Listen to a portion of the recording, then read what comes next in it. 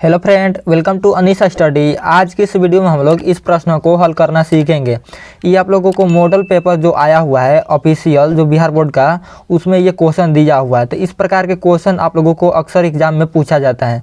तो इस प्रकार के क्वेश्चन अगर हल करना नहीं जानते हैं या आप लोग हल करना जानते हैं तो आप लोगों का क्या होगा कि रिवीजन हो जाएगा। तो चलिए इसको बताते हैं। बहुत ही आसान प्रश्न, इसको हल करना बहुत आसान है, बहुत ज़्यादा आसान। अगर आप लोग कक्षा 10वीं में पढ़ते हैं तो आप लोगों को ऐसा क्वेश्चन आना ही आना चाहिए। तो आप लोग सीख लीजिए इस वीडियो को देखकर। चलिए वीडियो को स्टार्ट करते हैं। आप लोगों को अच्छे तरीके से समझाते हैं। अगर आप लोगों का कुछ भी समझ नहीं आता है मैथ में तो आप लोग क्या करिएगा कि आप लोग मैथ को ध्यानपूर्वक अच्छे तरीके से समझिए, समझ जरूर आएगा, ये मेरा गारंटी है। अगर आप चाहते हैं कि और वीडियो मैथ का देखें क्लास 10th का, तो हमारे चैनल पर अपलोड है, जाकर देख सकते हैं।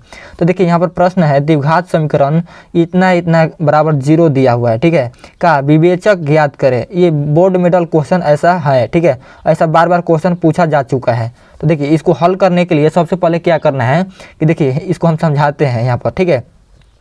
ये देखिए ये जो इतना दिया हुआ है तो हम इसको जो एक्स स्क्वायर के सामने मतलब इसके में गुना है। देखिए यहाँ पर कुछ चिन्ह नहीं रहता है, ये एक्स स्क्वायर के साथ है तो क्या रहता है, गुना रहता है। तो देखिए यहाँ पर एक्स स्क्वायर है जो इसके साथ है, जो यहाँ पर 3√3 है तो हम इसको ए मान लेंगे। ए बराबर उतना दिया हुआ है, ठीक है, 3√3। ज़्यादा ताम झाम नहीं करना है। यहाँ पर b बराबर कितना हो जाएगा, देखिए x में यहाँ पर जो गुणा है यानी कि 10x है तो यहाँ पर b बराबर हो जाएगा 10। ज़्यादा ताम झाम वाला काम नहीं करना है। c बराबर कितना हो जाएगा, तो देखिए c बराबर कितना है, इसको हम c बराबर मान लेंगे। यहाँ पर √3 है, इसको हम c बराबर मान लेंगे। समझ आ गया यहाँ पर सारा चीज़ कैसे कैसे मानना है, ठीक है। अब देखिए विवेचक का सूत्र क्या होता है, ये सब आप लोगों को यहाँ पर इस प्रकार से कर लीजिएगा एग्जाम में तो अच्छा रहता है, ठीक है। इस प्रकार से स्केल लेकर जाइएगा, ठीक है, एग्जाम में स्केल लेकर जाइएगा ताकि ये सब अच्छे तरीके से आप लोग कर पाएंगे। अगर आप लोग ऐसे करते हैं तो एग्जामिनर को देखने में अच्छा लगता है, ठीक है। अब चलिए इसका फार्मूला क्या होता है हम लिख देते हैं। सूत्र नहीं याद किए हैं तो सूत्र याद कर लीजिए, क्योंकि आप लोगों का एग्जाम में सूत्र भी पूछ देता है 1 नंबर में। तो इसका सूत्र क्या होता है, विवेचक का सूत्र इसका हो जाएगा d बराबर b² माइनस 4ac, ठीक है, इतना होता है। अब इसको हम बैठाना कैसे, हल कैसे करना है आगे देखिए। यहाँ पर देख लीजिए, यहाँ पर d बराबर दिया हुआ है b² माइनस 4ac, इतना सूत्र होता है यानी फार्मूला। तो b के स्थान पर हमें कितना रखना है, 10 रखना है। तो हम यहाँ पर 10 रखेंगे। स्क्वायर है तो यहाँ पर एथी लगा लेंगे, क्या, ये कोष्टक लगा लेंगे, इसका स्क्वायर कर दिए।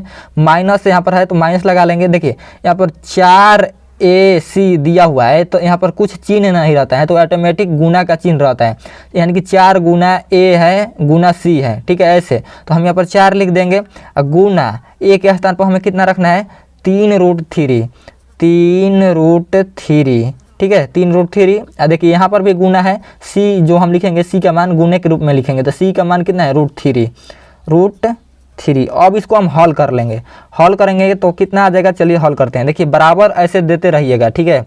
अब इसको आगे हल करेंगे। देखिए 10 का स्क्वायर कितना होता है, जब 2 बार 10 10 लिख कर गुना करिएगा तो 10 10 हो जाता है 100, ठीक है, 100 हो जाएगा। माइनस है तो माइनस।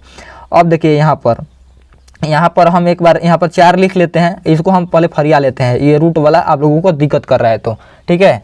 तो यहाँ पर समझिए, देखिए यहाँ पर √3 या √3 सेम है संख्या, तो जब रूट में सेम संख्या रहता है तो एक संख्या बाहर लिख लिया जाता है ऐसे। देखिए यहाँ पर सबसे पहले यहाँ गुना है, यहाँ पर 3 है तो 3 लिख लेंगे। यहाँ पर देखिए कुछ नहीं इसके आगे है तो ऑटोमेटिक गुना छिपा रहता है तो गुना है।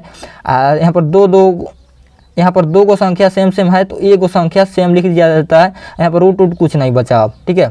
या देखिए इसको गुना भी कर लेते हैं, 3 3 का 9 हो जाता है। 9 का वर्गमूल कितना होता है, 3 होता है। वैसे भी समझिए, ठीक है, दोनों तरीके से समझिए, कैसे भी समझिए लेकिन समझ जाइए, ठीक है। अब यहाँ पर 100 है तो 100 लिख देंगे, ठीक है। यहाँ पर माइनस है तो माइनस। अब इसको हम टोटली गुना कर लेंगे तो गुना करेंगे तो कितना आ जाएगा, 4 3 12 बढ़ती आई 36, यहाँ पर 36 आ जाएगा। अब इसको हम घटाएंगे तो कितना हो जाएगा, घटाएंगे 100 में से 36 तो ये आ जाएगा आपका 64। ये आप लोगों का आंसर लिख देना है, ठीक है, आप लोगों का आंसर लिख देना है। इतना करके आ जाइएगा, आप लोगों का ये एग्जाम में 2 नंबर फिक्स है कि मिल जाएगा। ये आप लोगों का 2 नंबर में ही पूछा जाता है। आप लोगों का यूट्यूब पर क्या किया जाएगा कि 3 नंबर 5 नंबर बताया जाता है, लेकिन 3 नंबर में नहीं पूछा जाता है इसको। आप लोगों का 2 नंबर का आएगा, ऐसे प्रश्न हल कर देना है ऐसे ही। सूत्र याद रखिएगा, क्योंकि सूत्र नहीं याद रहेगा तो फिर आप लोगों का यहाँ पर दिक्कत हो जाएगी। मान लीजिए अगर यहाँ पर सूत्र लिख देते हैं, बैठाने में या कैलकुलेशन में कहीं पर गलती हो जाता है तो आप लोगों का फिक्स है कि 1 नंबर मिल जाएगा। इसलिए आप लोगों को सूत्र याद होना चाहिए, सूत्र लिख दीजिएगा, ठीक है।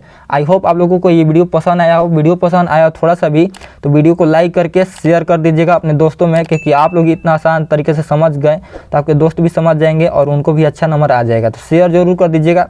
इस वीडियो के बारे में क्या सोचते हैं ज़रूर कमेंट बॉक्स में बताइएगा। हम मिलते हैं नेक्स्ट वीडियो में, तब तक के लिए जय हिंद।